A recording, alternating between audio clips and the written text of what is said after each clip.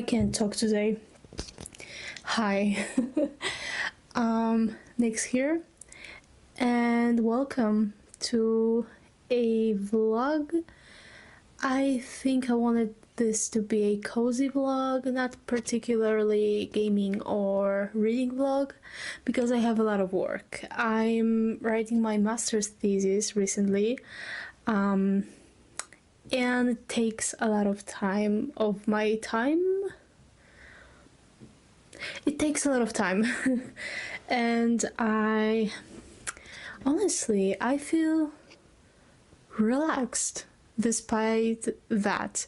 Like, I don't feel stressed about this thesis for now. I have to laugh. I'm sorry. This is so ridiculous. I'm sure it will change once I get some more feedback from my professor. Doctor, he's a doctor. But yeah, if you're curious, my thesis is on representation of mental illness in video games. Since I'm game design student, and you've seen me play Senua. I'm sorry, Hellblade Senua's Sacrifice. It's for my thesis. I'm taking notes while playing this game, and I see a lot of symbolism in this game, like mental health symbolism, which I know that's the main goal of the game, like to show a character's adventure through her mental health.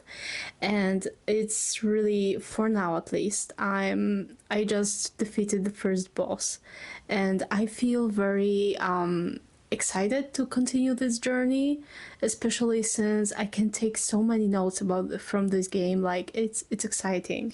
So yeah, but maybe I'll tell you what I'm reading currently, because I really wanted to make this vlog a little bit of a reading vlog. I think I wanted this to be a cozy vlog, not particularly gaming or reading vlog. Sure, Jan. Since I had a huge reading slump, like my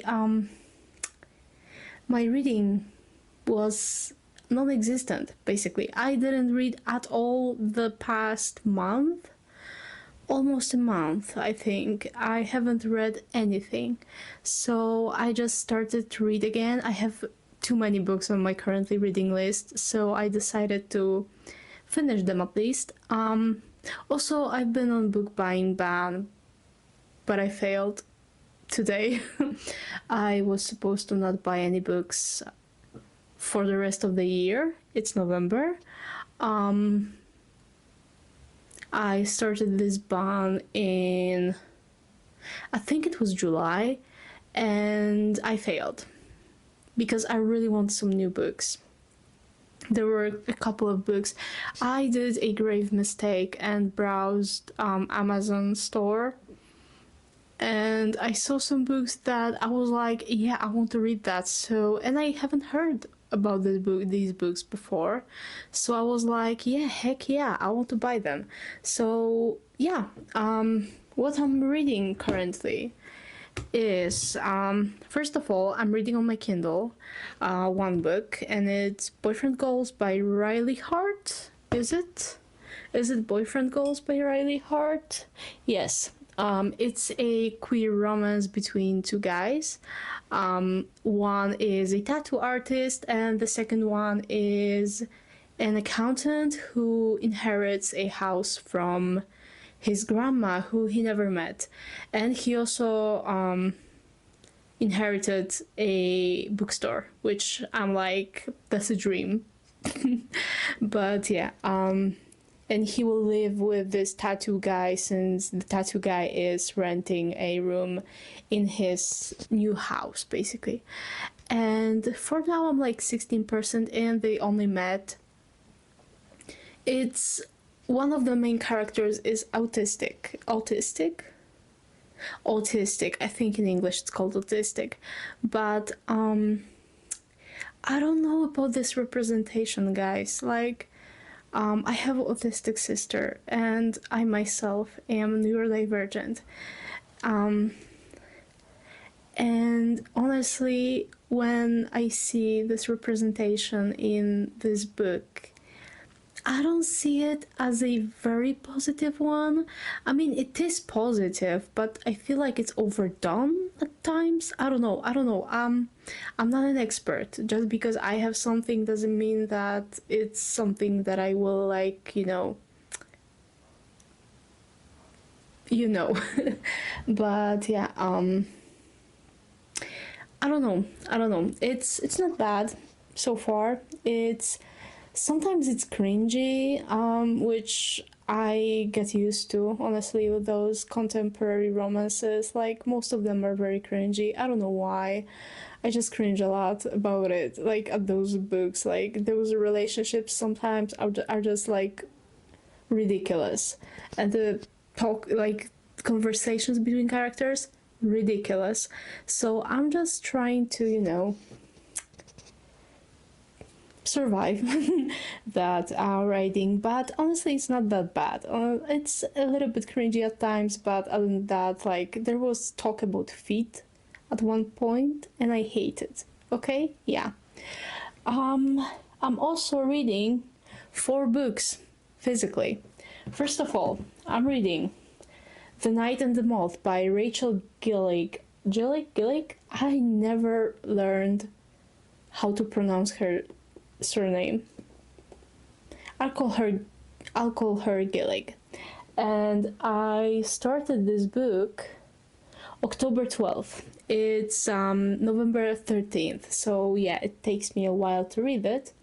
It's a story about a girl who is a diviner, which is like this very holy, like a monk, basically, or what it's called when a woman is a monk. Okay, I need to check that because I feel like an idiot. Wait a minute. What it's called? A female monk. I hate the word female, but okay.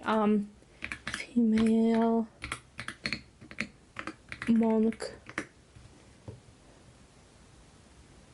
Nun. I was like, I forgot the shortest word that I could forget. Okay, I could forget. Like, okay, never mind. But yeah, she's a nun, some kind of a nun. She can have relationships with men, I think, but you know what I mean. And she goes on a quest because her fellow diviners they disappear and she really wants to find them. So she goes on this quest with a bunch of knights and a king to find her sisters and to basically, I don't know, save the world. I'm halfway through. I've read a lot today of this book, like 50 pages at least, and that's a lot.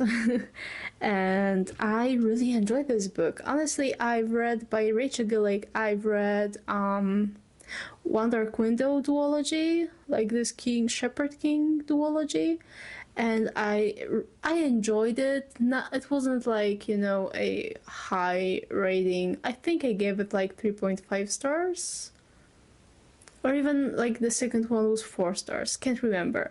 But I enjoyed it, but it wasn't something groundbreaking for me. The Night and the Moth is also for now not groundbreaking, but at the same time is very good. I love some quotes, I tabbed them. For example, for nothing but ink and the persuasive quill can devise what is true. That quote really got me because, yeah, that's how the world works. And I don't know what to do or who to believe in or how to find my friends. I don't know who am I without Aisling. And I really connect with this quote because I'm a student for years now. And I don't know what I will be when I finish the studies. Like, I don't feel very confident in myself outside of studying, so I felt this quote very much. But yeah, I'm also reading Love Letters, Virginia Woolf, and Vita Sackville West. these are letters and some journal entries from Vita and Virginia, and honestly, I really enjoy it. I don't know, they wrote their letters and their journal entries in such a skillful way that when I look at my journal, I'm like, I feel dumb. Like, I feel like I'm not poetic enough in my writing because I'm like, oh my god, lol. In my journal, I'm just trying my best, but sometimes when I write, it's just like a mess, one big mess. So I don't know what to say about this book. If you don't know the story, Virginia Woolf and Vita Sackville West were lovers, and they were married, but their husbands knew. I think they were like, this was like a, what it's called, lilac marriage, purple marriage. I think it was called lilac marriage. Like the marriage that was to cover their sexuality. And I really enjoyed this. I really enjoyed this book. And I love how they talk to each other. And there's like, I enjoyed your intimate letter from the Dolomites. It gave me a great deal of pain, which I've no doubt the first stage of intimacy. No friends, no heart, only an indifferent head. Or, I told you once I would rather go to Spain with you than anyone, and you looked confused, and I felt I had made a gaffe. I've been too personal, in fact. But still the statement remains a true one, and I shan't be really satisfied till I have enticed you away.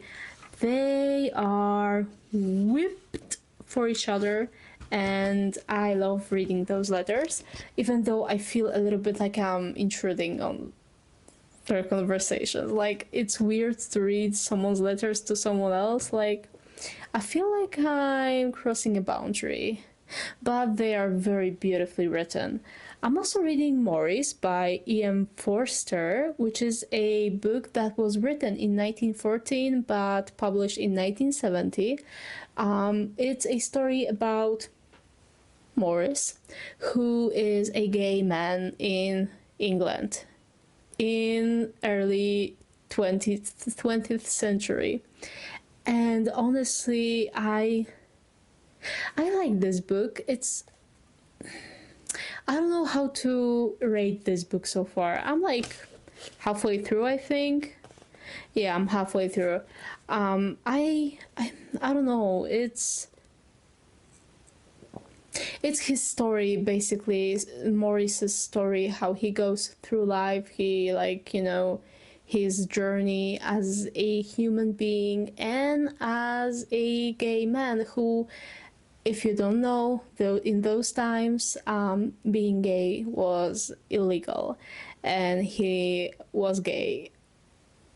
Yeah, and he had to hide it, and it's honestly, yeah. Maybe I'll read this synopsis a little bit. Through Clive, whom he encounters at Cambridge, and through Alec, the gamekeeper on Clive's country estate, Maurice gradually experiences a profound emotional and sexual awakening. Maurice offers a powerful condemnation of the repressive attitudes of British society and is at once a moving love story and an intimate tale of one man's self-discovery. I really like it. I like the writing style. I think it's very interesting. I really love some quotes here. Now he had the highest gift to offer. The idealism and the brutality that ran through boyhood had joined at last, entwined into love. No one might want such love, but he could not feel ashamed of it, because it was he, neither body or soul, nor body and soul, but he, working through both. He still suffered, yet a sense of triumph had come elsewhere. Pain had showed him a niche behind the world's judgments, whither he could withdraw. Yeah, that's all I wanted to say about this book. And the last one is The Divine Comedy by Dante Alighieri. I read this book the first time when I was in high school because it was a mandatory reading, and I remember most of it, but I really wanted to reread it, and I found an English edition, and I was like, okay, yeah, let's get this edition. And I don't really like this edition per se. I think it's some Amazon made, like someone made this because it was a free, like this book is in the free, you don't have to have rights to the book. And I don't really like this edition. I think it's very sloppily made. I wouldn't recommend it. It's this one. I wouldn't recommend it. So, yeah, but I'm still reading it. I'm not gonna lie. I'm annotating it. The translation is okay, I guess. I preferred Polish translation because it was easier to read, definitely. Translated by Reverend? I think it's Reverend Henry Francis Carey. Yeah, it is now in public domain. So yeah, The Divine Comedy is about a guy. It's like the first fanfiction ever written. Like, it's about a guy who meets his idol Virgil because he wants to go to heaven to find his lover, like the woman he loved, and he just goes through hell, purgatory, and go to paradise to meet God, basically, and his love of his life. And it feels like reading a fanfiction written in a very fancy way. Yeah, it's just guy made self-insert fanfiction, and I can't unsee it.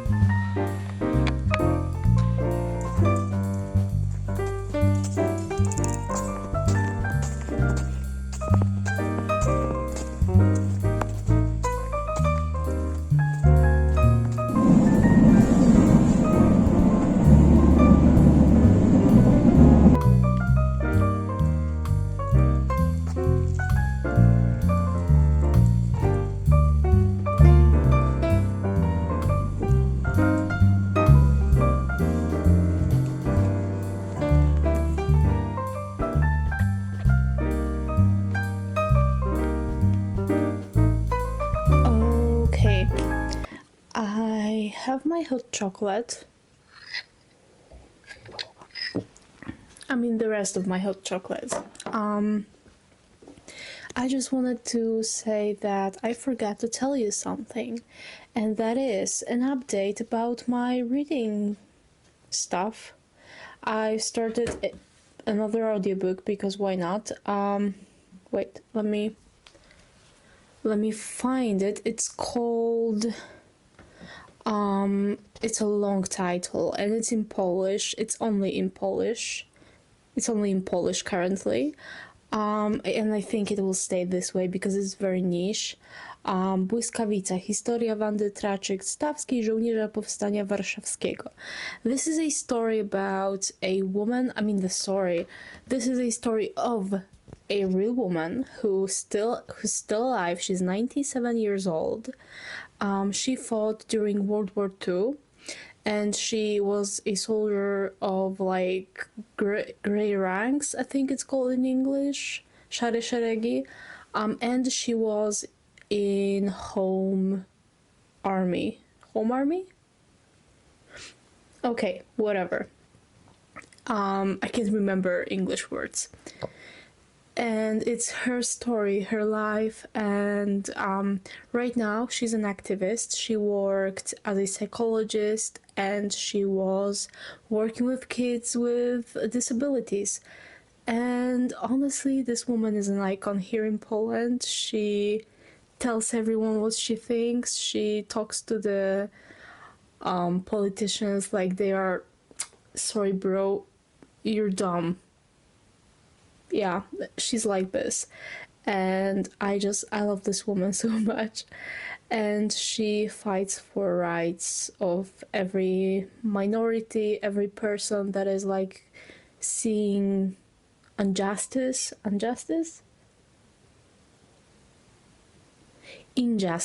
in our system. And honestly, I really enjoyed this book. If you know Polish, I would highly recommend listening to this audiobook or at least reading a book. I found an audiobook on MP Go. But yeah, it's really good. I love how she talks in this because it's mostly like her describing to an interviewer her life, and he is asking questions so she is responding. And the audiobook is narrated, I'm sorry, can't remember the name of the narrator, but she does a good job. I think she does a good job, and I adore this already. I'm like 9% in. It's short, only like 4 hours. With the speed that I'm right now on is 2.25. I usually do 2.5, but this audiobook seems to be a little bit faster, so I decided to go 2.25. And yeah, I just wanted to say that. Yeah, that's what I wanted to say. Honestly, I have nothing more to say. I finished my one of the chapters in my thesis, or like subchapter of my thesis. They're not okay, they are long, quite long, but I don't think it's too long, you know? I just wanted to describe mental illness as a whole and different disorders that I will be especially looking at. I wanted to, highlight them and describe what they're about and what their symptoms are. And I want to make this, I still have to make this like a small chapter on definition of stigmatization and stereotypization. And then I want to do this like whole huge chapter about mental illness. I also want to include the stereotypes of those mental illnesses there. But other than that, I also need to, I want my thesis to focus mostly on examples and on analyzing examples of games. Like right now I'm analyzing Frambo, Senua's Sacrifice. I already also did Milk Inside the Bag of Milk, Inside the Bag of Milk. Highly recommend this game. It's really short. I think I've played like 40 minutes of it. Was it 40 minutes or was it not 40 minutes? Wait, let me find out. How long was it? And I have all 3 achievements. 42 minutes. It took me 42 minutes to get 3 achievements and 3 endings. 2 endings, but 3 times. I finished this game 3 times. And yeah, I recommend it. Right now, I also wanted to rest a little bit. I mean, I played bowling on Xbox Kinect with my family today. It was fun. I love to do that. And yeah, it's later tonight. Today, never mind. It's 6 p.m. I just came back from shopping with my mom, and I've got some winter decor, like a very subtle one, and I've got a calendar for 2026 because it's time to get ready for 2026. Hello. So I have like this small short calendar just for not for assignments. I wanted to have this to focus on my video schedule. Or maybe this will be school one. I don't know. I will figure it out later. But yeah, I got the calendar. It's got this awful sticker at the end. Wait, let me. You probably can hear still hear me. So yeah, hopefully the sticker will come off easily. No, it already broke. Like I hate those stickers. Seriously, I hate them. Who thought that it is a good idea to use stickers like these? I don't know if you can see that. I don't have a vision in what you're saying. How do you call it? This little window. And when it comes to winter decor or Christmas decor, I got this cute snowman in a little hat and this cute reindeer with a scarf, and I think it's a dress. So yeah, I have these two. Oh, I have to take off the tags. So yeah, these are the things that I bought today.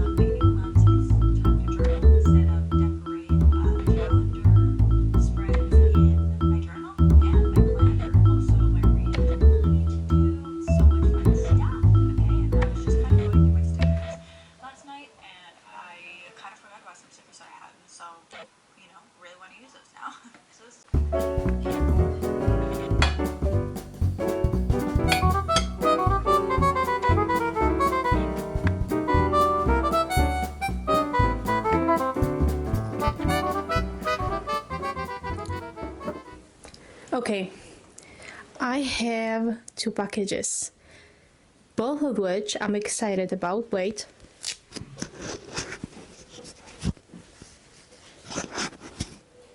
Yeah, okay.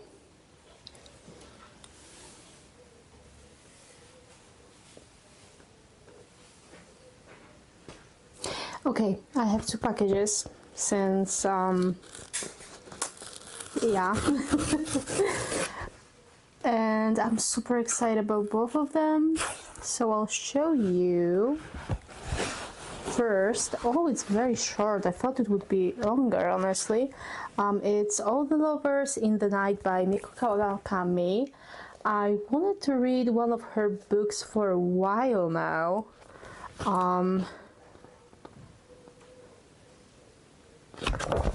Oh, shoot. I wanted to read one of her books for a while now, and yeah, I'm super excited to read it. Honestly, I'm super excited. I've never heard I've never heard of this book, and also I've never read any of her books, so yeah, excited. And the second one, and sorry for the mess lately, I don't know why I'm like this, but I am. The second one is Swimming in the Dark by Tomasz Jedrowski. It's about, oh right, this is, let me read to you what this book is about. Fuyuko Iri is a freelance proofreader in her 30s. Living alone and unable to form meaningful relationships, she has little contact with anyone other than her colleagues. But a chance encounter with a man named Mitsutsuka awakens something new in her.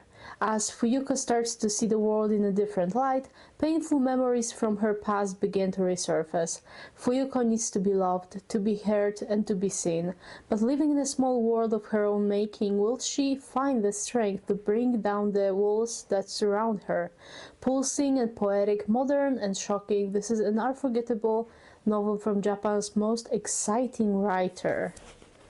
And I admit it is exciting. And this baby, Poland 1980s.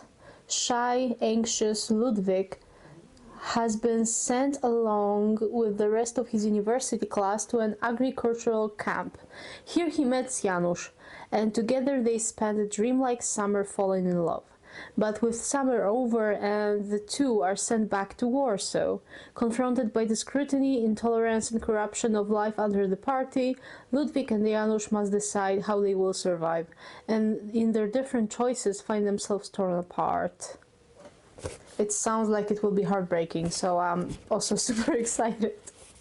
I wanted something like this for a while. I wanted to read this book in a long while, both of them. I'm super excited about both of them. About this one, I've heard from Emmy. Yeah, she was reading this in her challenge to read all around the world.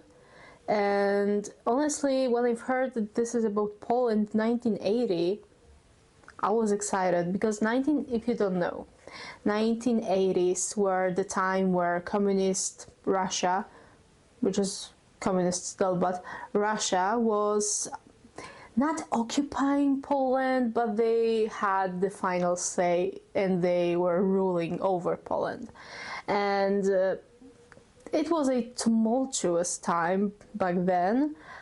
I think it was 1981 when we... Wait, let me check because I don't want to be an idiot. Yeah, so 1989, sorry, I have something here. 1989, which I was also thinking about, is the time we defeated it basically by strikes and stuff, and there was uprising a little bit, like there was Solidarity, which the party Solidarity, which fought to... They were basically anti-government, and they won. They won. And the leader of them was Lech Wałęsa, who was the president later. So that's interesting. My mom still can read a little bit of Russian, which I'm impressed by because those signs, little signs, I'm an idiot. I know some of those signs, what they mean. I can say babushka, and that's it. Здравствуйте. That's all I can say. So yeah, I'm excited. So this is the exciting package. I also almost finished my definitions chapter in my thesis, which honestly is exciting. It's very exciting because I'm almost done with that, and I can focus solely on analysis. Also, I will send this part to my... I know my hair looks like a mess, I'm sorry, but I will send this part soon to my supervisor, We'll see what he says, how many changes will I have to make, but yeah.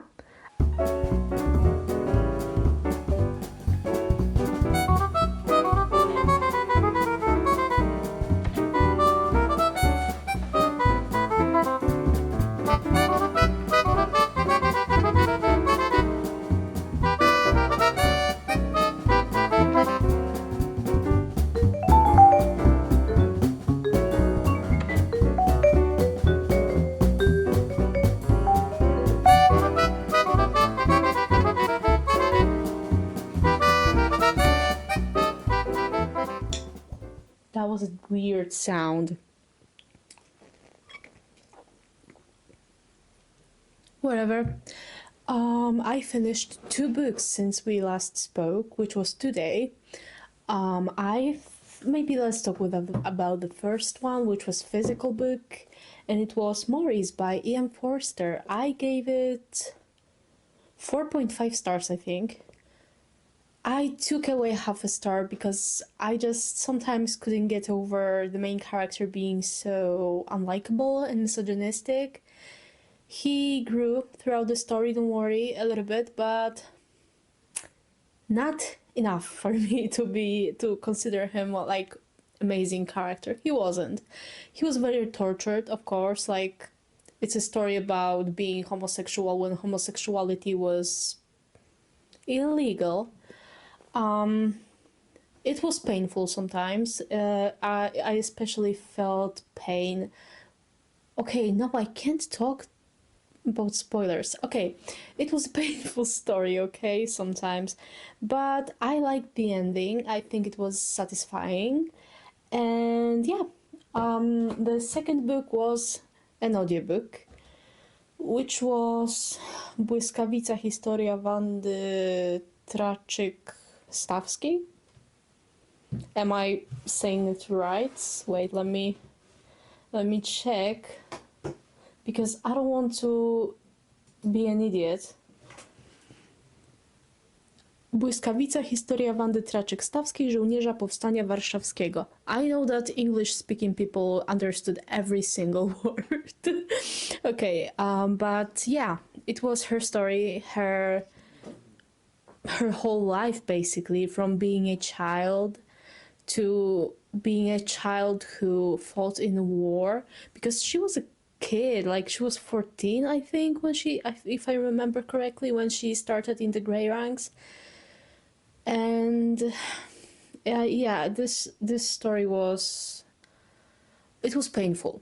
I think that it's hard to review a book that is so personal and is a memoir, basically biography of a person.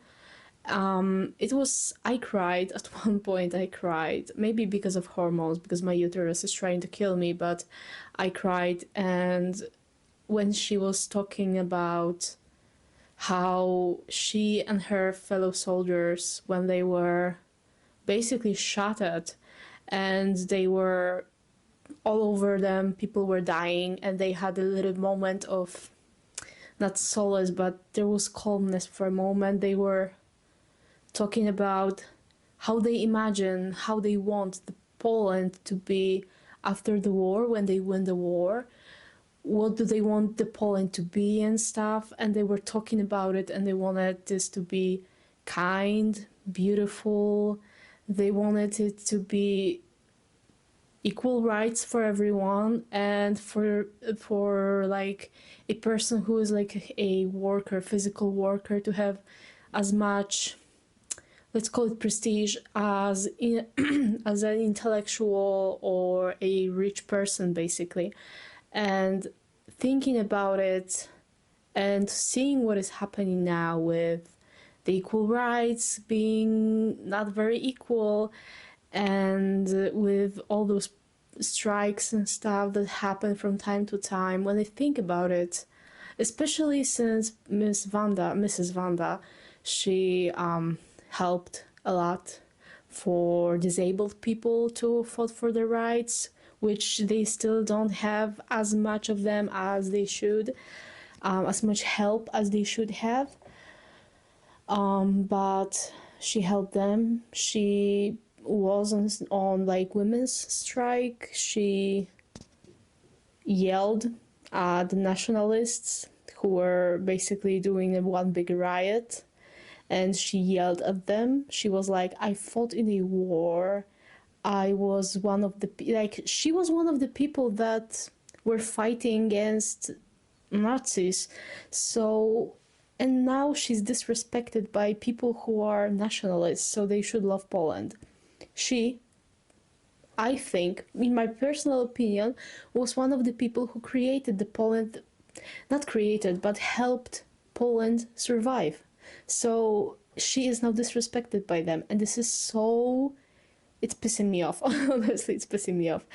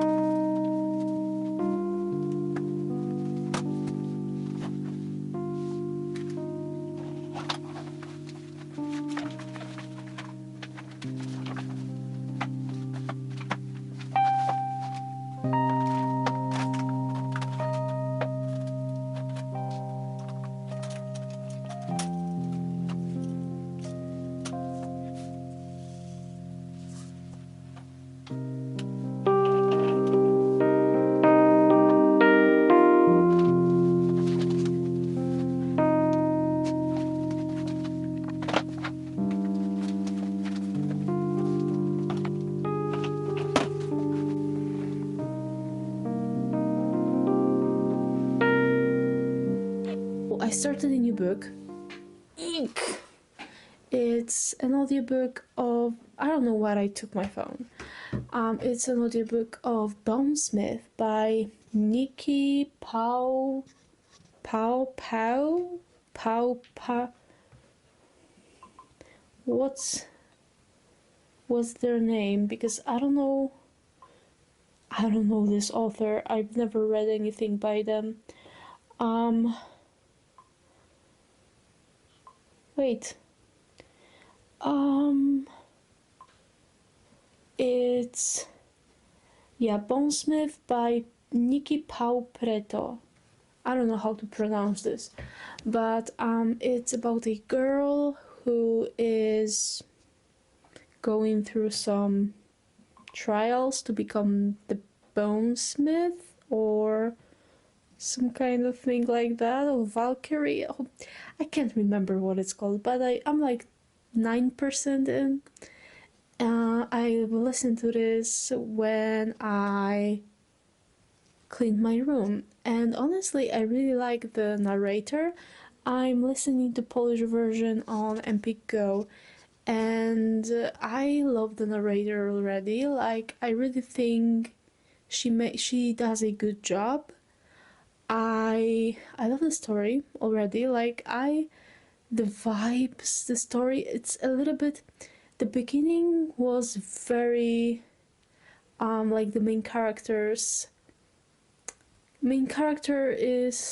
how do I explain this? She's not Gideon from Gideon the Ninth. Not even close.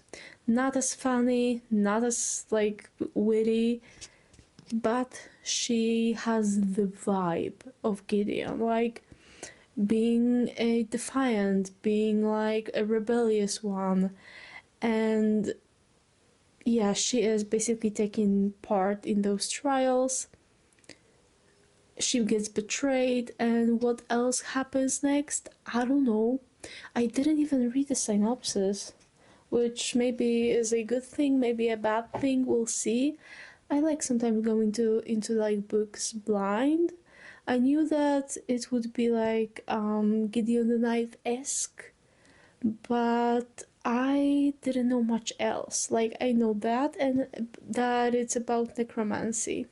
Nothing else. I know nothing else.